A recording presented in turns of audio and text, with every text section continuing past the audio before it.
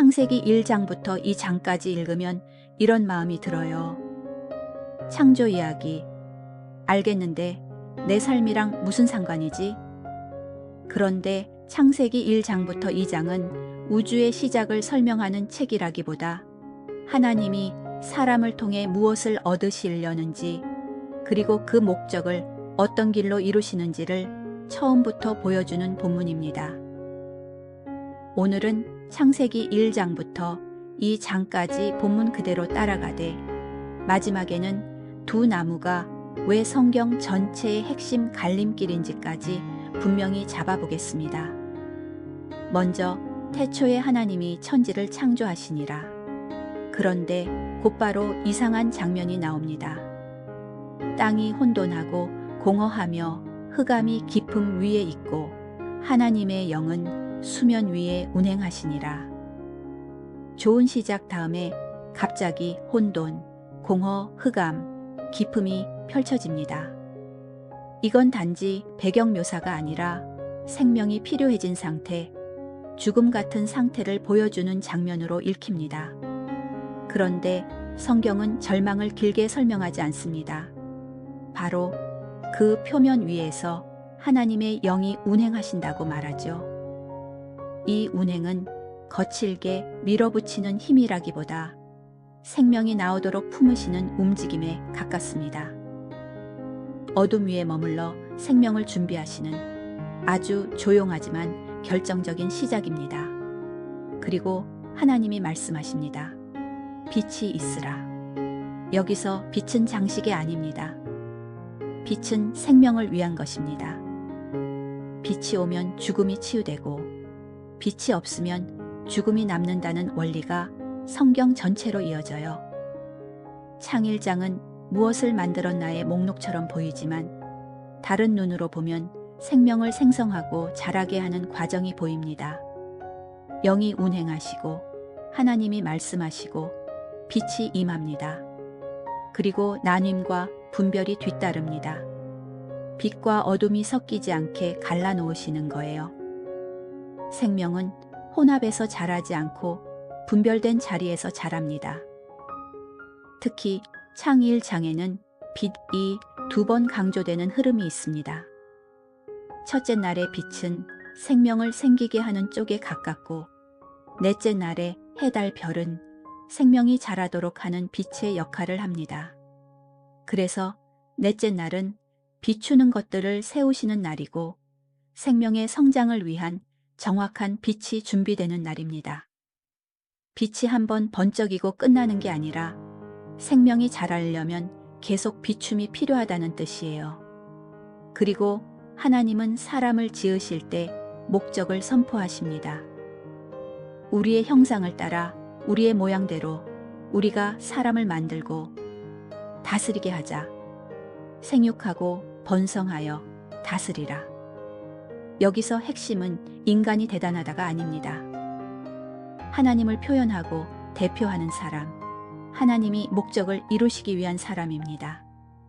그런데 창일장의 목적이 창이장으로 넘어가면 그 목적을 이루는 길이 드러납니다. 그 길은 지식이 아니라 생명입니다.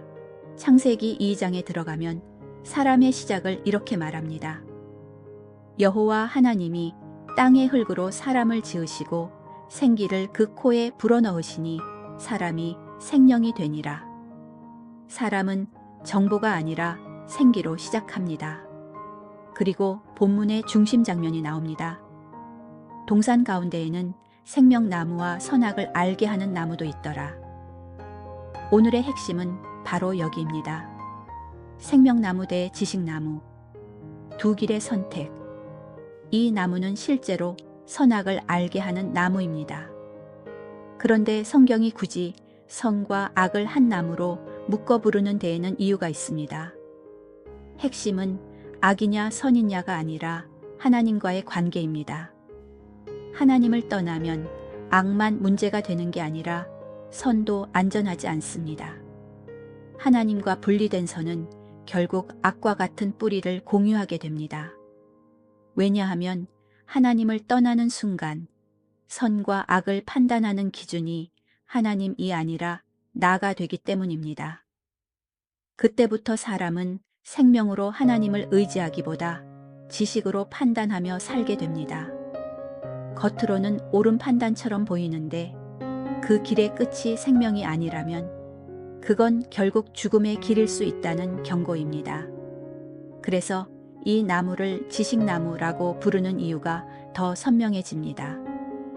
죽음은 겉으로 죽음처럼 오지 않습니다. 오히려 지식처럼, 옳고 그름처럼, 정답처럼, 분별력처럼 다가옵니다. 그러니까 이 나무가 주는 열매는 단순한 정보가 아니라 하나님 없이도 살 수 있다는 독립의 방식입니다. 이게 바로 두 나무의 원리입니다. 생명나무의 원리는 하나님을 의지하는 삶이고, 지식나무의 원리는 하나님을 떠난 하나님과 분리된 독립의 삶입니다. 의존과 독립은 성격 문제가 아니라 하나님을 의지하느냐 떠나느냐의 문제입니다. 그리고 하나님과 분리된 독립은 영적으로 절연처럼 생명의 흐름을 끊어버리는 길이 됩니다. 이제 창세기 2장 15절이 아주 현실적으로 들리기 시작합니다. 여호와 하나님이 그 사람을 이끌어 에덴 동산에 두어 그것을 경작하며 지키게 하시고, 경작은 생명이 자라도록 마음을 여는 일이고, 지킴은 침입을 막아 지식나무의 길에 틈을 주지 않는 일입니다. 생명나무를 위해서는 열어야 하고 지식나무를 위해서는 닫아야 합니다.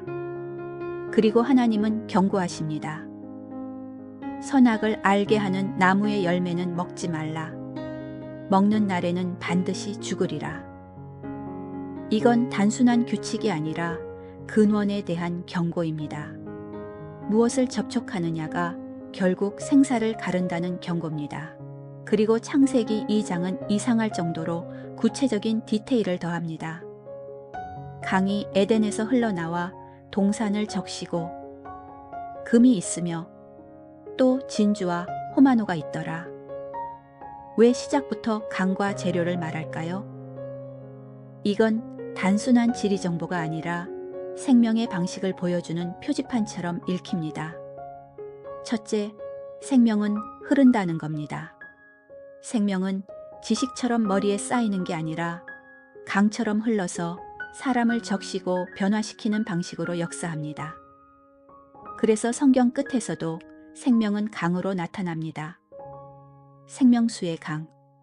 창세기 2장의 강은 성경 전체를 관통하는 생명 흐름의 씨앗이에요. 둘째, 그 흐름은 그냥 흐르고 끝나지 않고 재료를 만들어낸다는 겁니다.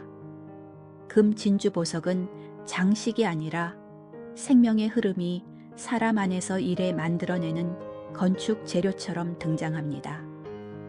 창세기 2장은 정원에서 시작하지만 성경은 정원으로 끝나지 않습니다. 마지막에는 한 성, 새 예루살렘이 등장하고 그 성의 기초는 보석들로 묘사됩니다. 그러니까 창세기 2장은 하나님의 목적이 결국 어디로 가는지를 아주 처음부터 씨앗처럼 심어둔 본문입니다. 생명의 흐름, 변화, 조성, 화살표, 건축, 거처. 이 큰 흐름이 여기서 시작되는 거예요. 이제 오늘을 한 문장으로 정리해 볼게요. 창세기 1장부터 2장까지는 창조 정보가 아니라 하나님이 사람을 통해 목적을 이루시되 그 길을 생명나무의 원리, 즉 하나님을 의지함으로 가게 하시고, 지식나무의 원리, 즉 하나님을 떠난 독립을 경계하게 하시는 시작의 계시입니다. 그래서 성경이 안 읽히는 이유도 여기서 갈립니다. 성경을 지식으로만 잡으면 금방 메마르지만 생명으로 잡으면 길이 열립니다. 다음 편은 창세기 3장입니다. 두 나무의 선택이 실제로 어떻게 타락으로 이어지는지, 그리고 하나님이 그 자리에서 무엇을 약속하시는지를 본문으로 따라 읽겠습니다. 오늘 당신에게 가장 남은 구절은 무엇인가요? 댓글에 간단히 적어주세요. 한 구절을 붙잡는 순간 성경은 다시 읽히기 시작합니다.